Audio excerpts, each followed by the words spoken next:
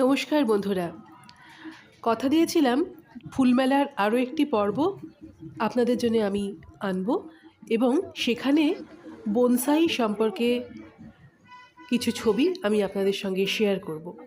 ফুলমেলার একটি অংশে বনসাই, বেশ কিছু বনসাই রাখা ছিল, সেগুলির ছবি আজকে আমি আপনাদেরকে দেখাতে চলেছি।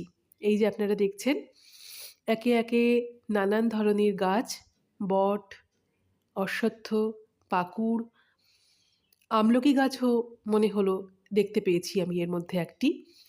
এবং বনসাইয়ের সম্পর্কে যেটুকু বলতে পারি সেটা হচ্ছে যে অনেক দিন ধরে, অনেক বছর ধরে একটি গাছকে নানানভাবে তার শিকড় কেটে বা পরিচর্যা করে পূর্ণবয়স্ক অবস্থাতে আনবার প্রয়াসে তাকে একটা ছোট অবস্থায় পূর্ণবয়স্কের রূপ দেওয়ার চেষ্টা করা হয় এবং এটিকে অনেকে শিল্প বলেও দাবি করেন বা শিল্প বলে বিবেচনা করা হয়।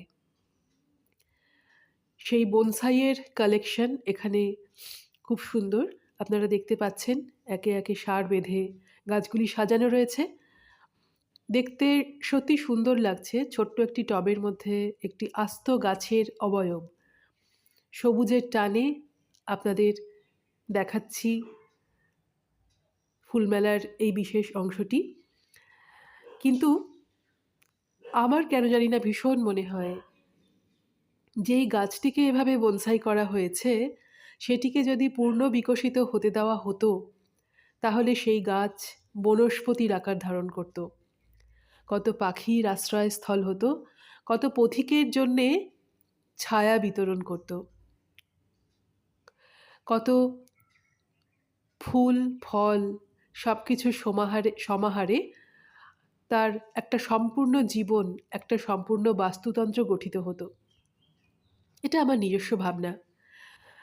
যারা একে শিল্পের পর্যায়ে নিয়ে যাচ্ছেন সেই ভাবনা অন্যরকম, এটা বলা যেতেই পারে। তবে ফুলমেলার একটি অংশ জুড়ে বনসাই ছিল, আপনারা দেখতে পাচ্ছেন সাজানো রয়েছে গাছগুলি।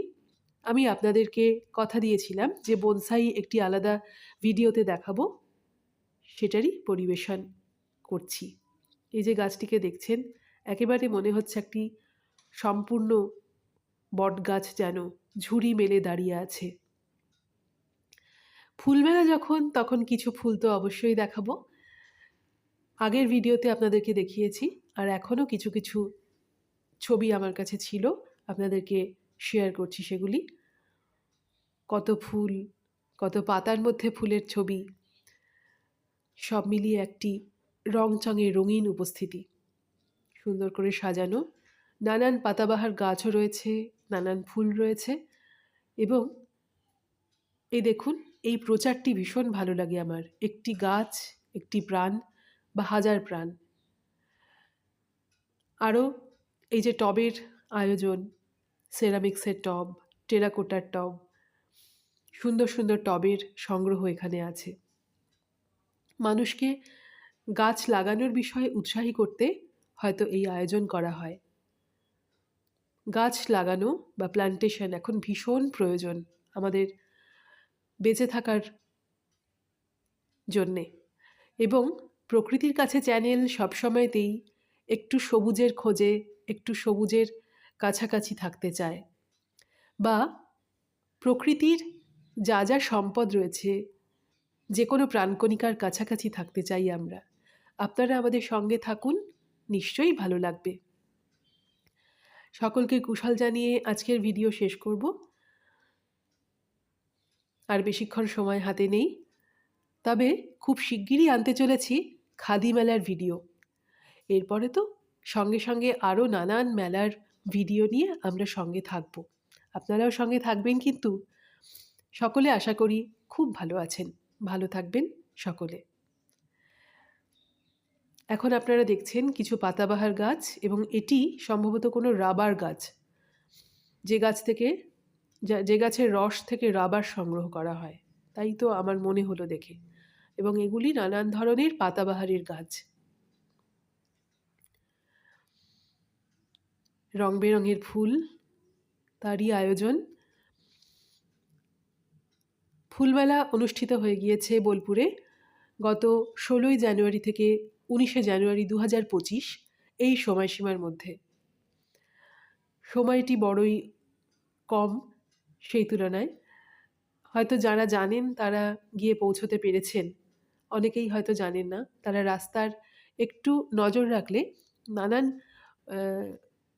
প্রচার কিন্তু হয়, যেমন রেডিওতে বা রাস্তার বিভিন্ন অংশে দেখা যায় তার প্রচার।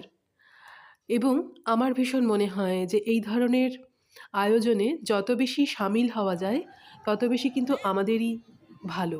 কারণ ভালো এই কারণেই, কারণ একটু সবুজের সমাহার, একটু ফুলের কাছাকাছি, এত এত ফুলের মাঝে সময় কাটানো, কিছুক্ষণ সময় মনকে সত্যি অনেক ক্লান্তির থেকে দূর করে দেয়, অনেক ক্লান্তি দূর করে দেয়।